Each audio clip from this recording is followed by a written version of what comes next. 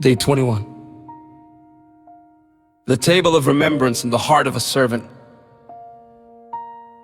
And he said unto them, With desire I have desired to eat this Passover with you before I suffer.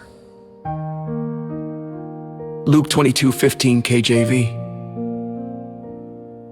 The road to Jerusalem has led Jesus to an upper room. The noise of the city fades as he gathers with his disciples for one final meal before the cross.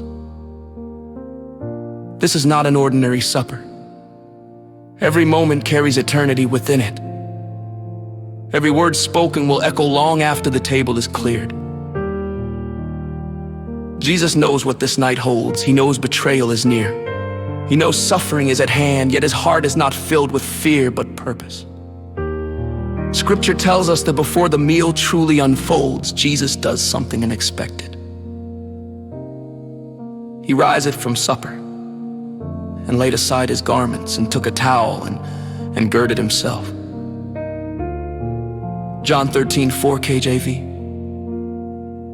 The Lord of glory stands up from the table. The one through whom all things were made removes his outer garment. He takes a towel, the tool of a servant, and kneels before his disciples. This is not a lesson in ceremony. This is a revelation of his heart. After that he poureth water into a basin and began to wash the disciples' feet and to wipe them with the towel wherewith he was girded. John 13:5 KJV. Dusty feet, calloused skin, tired bodies, Jesus kneels and washes them all. He does not choose only the faithful. He does not skip the weak. He does not withhold love. He serves fully, quietly, and humbly. Peter protests, uncomfortable with his Lord kneeling so low. Thou shalt never wash my feet. But Jesus answers him with truth that reaches deeper than the basin and towel.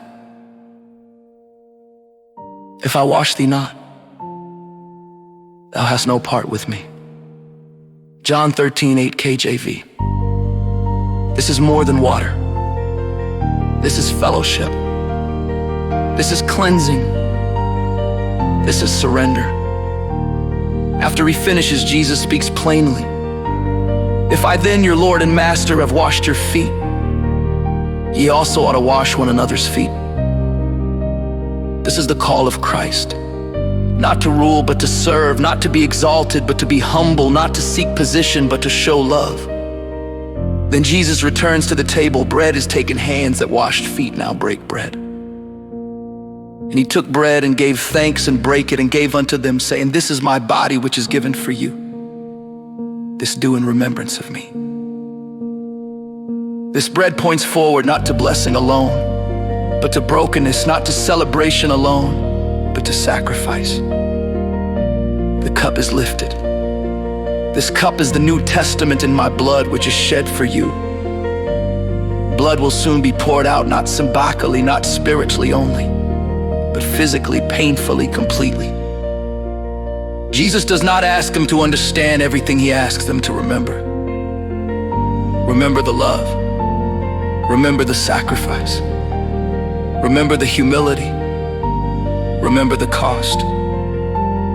The Lord's Supper is not about routine. It is about reflection. It is not about religion. It is about relationship. Every time we come to the table, we are reminded that grace flows from a broken body and shed blood.